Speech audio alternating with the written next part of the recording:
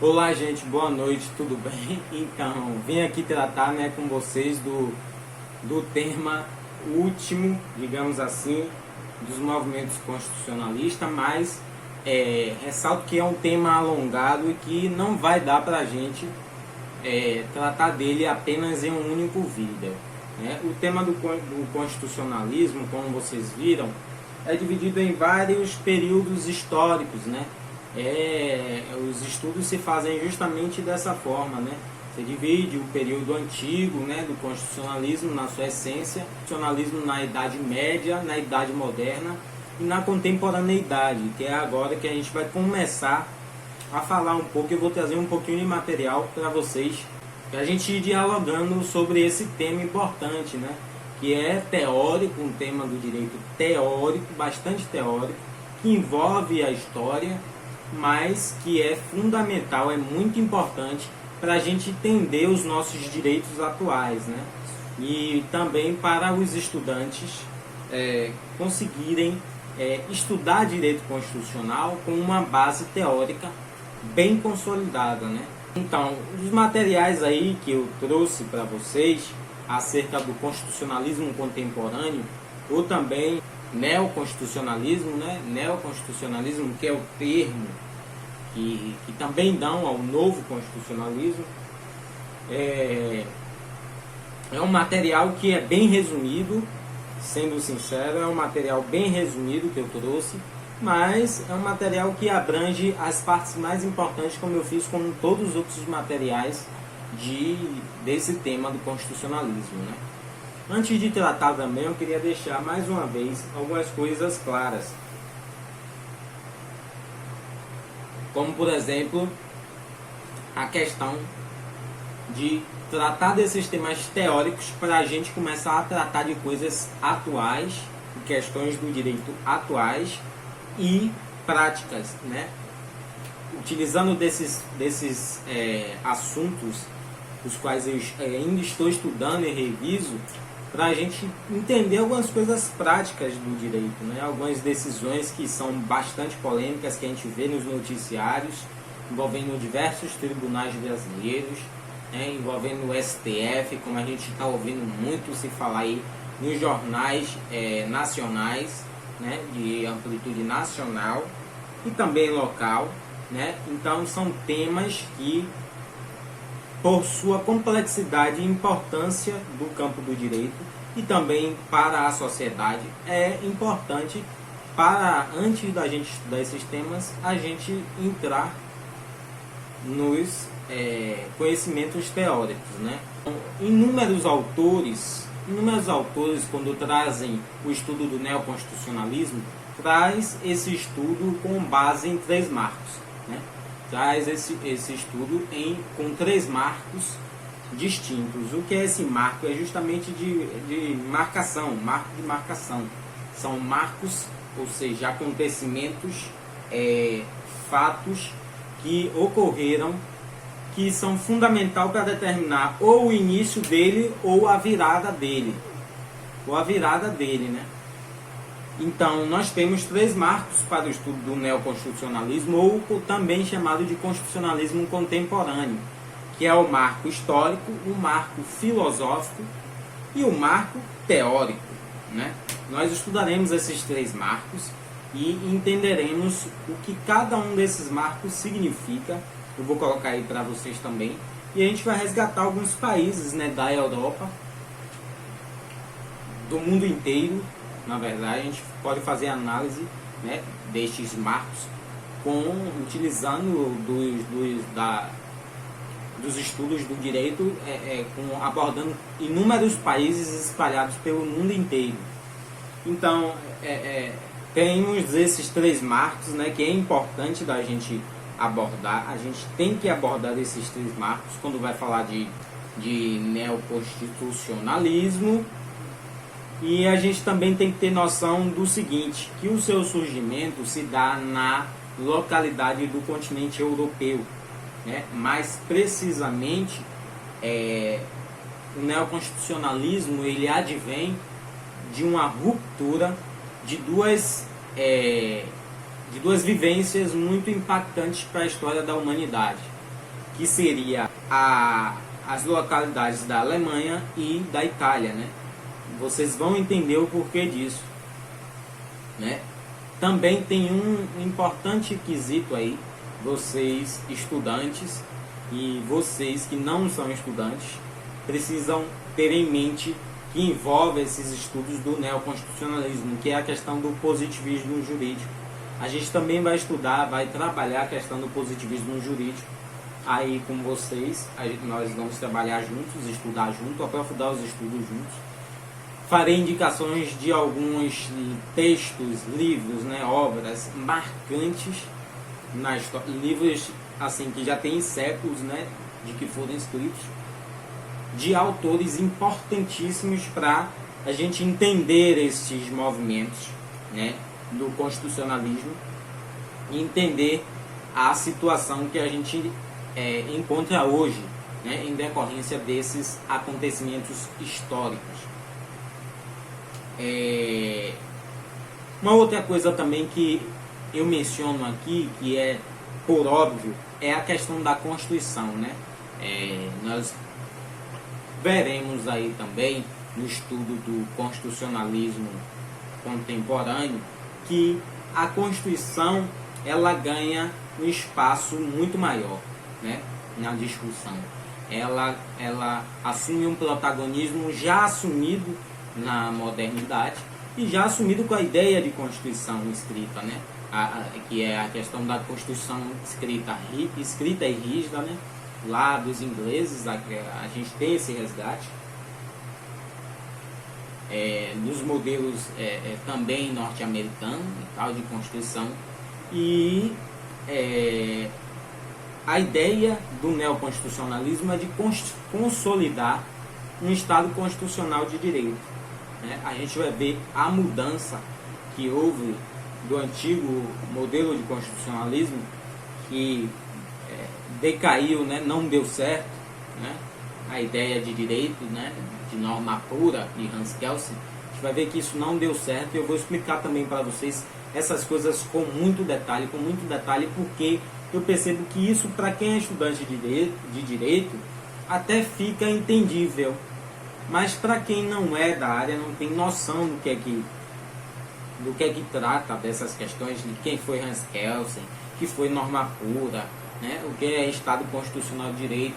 Eu vou estar fazendo também algumas explicações muito interessantes para esclarecer tudo isso, né? E aí eu peço também que a qualquer dúvida que vocês tiverem, podem comentar, podem estar perguntando, qualquer equívoco que vocês perceberem que consta nos vídeos, vocês podem estar também sinalizando que a gente faz, né, as discussões necessárias para entender essas questões do direito, né, fundamentais. Então, como eu já mencionei, os marcos que a gente vai estudar, que são importantíssimos, e aí eu farei esses estudos talvez pelos stories, né? E aí eu vou colocando os destaques para vocês irem acompanhando com o passar do tempo, para conseguir entendendo essas questões. E aí a situação da Europa, que eu cito, o positivismo jurídico como corrente, né? Na verdade, no neoconstitucionalismo seria a superação desse positivismo, e aí a gente vai entender isso no marco filosófico quando a gente estudar, né? E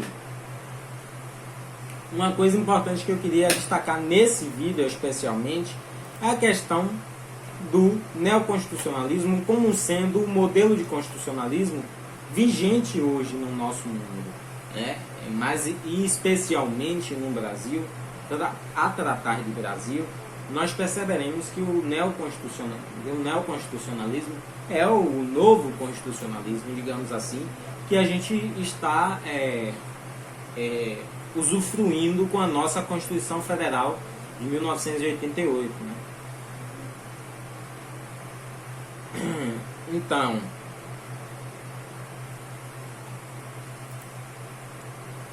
nós entendemos por esse novo modelo de constitucionalismo, ou seja, o denominado neoconstitucionalismo, né, e o período filosófico que corresponde ao pós-positivismo, que é como os autores, como Luiz Roberto Barroso, como inúmeros outros juristas, Dirley da Cunha, que eu cito, André Tavares, que eu também cito, inúmeros desses autores vão...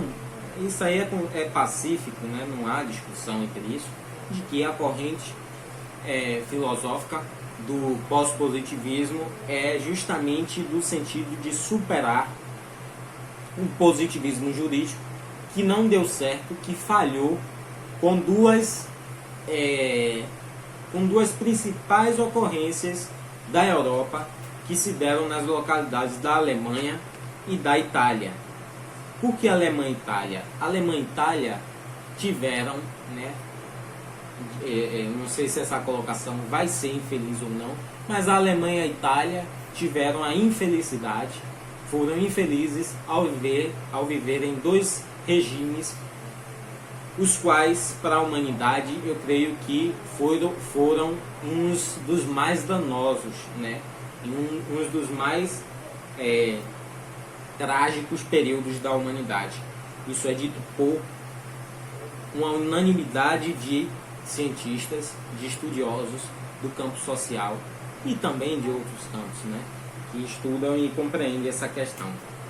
É dito isso, de que o período da Alemanha e da Itália, mais especialmente eu digo agora para vocês qual é esse período, que eu ainda não citei, a vivência do nazismo e do fascismo foram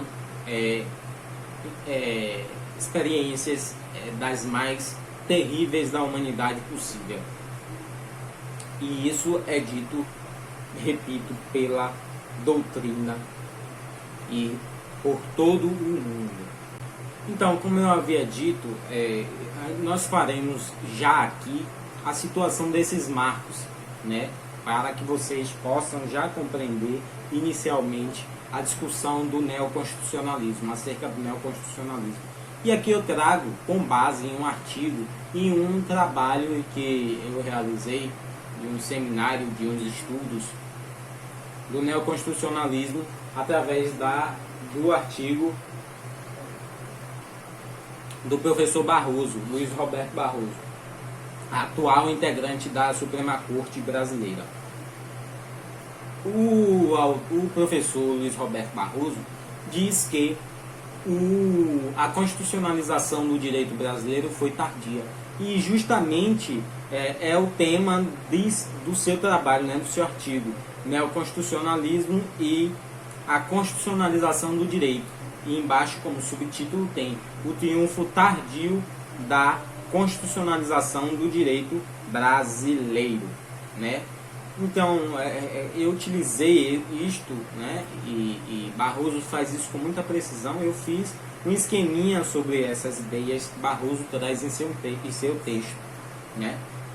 E ele traz alguns desses marcos importantíssimos para falar do neoconstitucionalismo, para a gente compreender de início essa ideia, né, a mudança, né, do pensamento jurídico no mundo todo e das ideias que o direito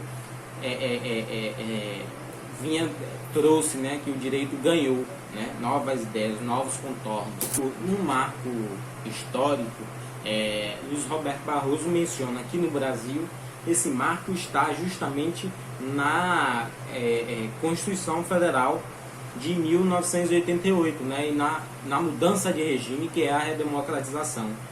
Já no cenário mundial, Luiz Roberto Barroso aponta em seu texto, e inúmeros autores também dizem isso, que é justamente os cenários da Alemanha, da Itália, salvo engano, da Itália, Alemanha, da Espanha, de Portugal, de alguns outros cenários, mas eu trago esses quatro países com datas que foram os principais, né? Luiz Roberto Barroso diz em seu artigo sobre esses lugares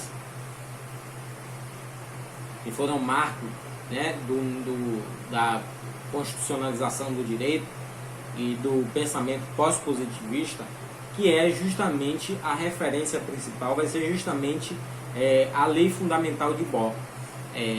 em que se dá lá no contexto da Alemanha, né? Por isso Lei Fundamental de Bonn, que é justamente a constitucionalização do direito alemão, que se dá com a sua Constituição em 1949, e também o Tribunal Constitucional Federal, que é instalado no ano de 1951. Também Barroso traz outras referências, como eu citei, que é o exemplo da Itália, em 1947, com a sua Constituição, e a Corte Constitucional em 56. Outro exemplo também é Portugal, né, em 1976, e a Espanha em 1978, né, e também somaram nesse debate de novo pensamento do direito, tendo como base a Constituição e mudando a perspectiva filosófica do positivismo jurídico para o pós-positivismo jurídico, e também, a termos de constitucionalismo, o neoconstitucionalismo. Esse é o marco histórico do neoconstitucionalismo. Eu creio que o vídeo já esteja alongado, e por isso os marcos filosóficos e o marco teórico eu trarei em outras postagens, né? Não vou verificar ainda como é que a gente pode estar tratando desses temas, se dividido em partes, se eu vou colocar o restante das informações, né, que eu compartilho, que eu estudei com vocês pelos próprios stories, e aí depois eu salvo nos destaques. Eu vou ver aí como é que eu vou fazer isso, né? Se eu marco uma data específica para fazer isso, ou se eu vou fazendo e vou jogando aí para vocês irem acompanhando e compreender o que é esse novo constitucionalismo. Antes de finalizar, para finalizar na verdade, eu queria dizer para vocês uma coisa importante, que irá deixar bem mais claro tudo isso que eu já disse para vocês. Essa ideia, gente, de neoconstitucionalismo, de pós-positivismo, sabe o que é? Regimes autoritários, né? Governos autoritários, como o modelo que eu citei do nazismo e do fascismo, ganharam força, né? Tiveram base no próprio direito para fazer suas atrocidades e não foram impedidos por ninguém, né? Do ponto de vista jurídico, né? Justamente tendo apoio desse positivismo jurídico, cujo um dos pais, né, cujo um dos grandes autores estudados nesse contexto é o Hans Kelsen, né? E a gente vai entender o porquê disso. Mas, só para situar vocês, eu repito, o neoconstitucionalismo vem para frear essas ideias de que fatos absurdos, né, de que regimes autoritários e exterminadores, digamos assim, continuem a sobreviver, continuem a existir, mesmo diante de uma Constituição, né? E não é isso que o novo constitucionalismo propõe, é justamente o inverso disso, né? Então, só para situar vocês, é justamente isso que prega o neoconstitucionalismo, né? A ideia de que a Constituição é a norma superior, é a norma, como se diz, soberana, né? E que ela deve guardar valores humanitários acima de quaisquer outros valores, né? Então, nas nossas próximas passagens aí, vou estar indicando para vocês onde é que eu vou estar fazendo aí. Acompanhem os stories para vocês visualizarem onde é que eu vou estar fazendo os próximos comentários acerca desse modelo de constitucionalismo atual, que é melhor da gente estudar porque a gente está vivendo ele.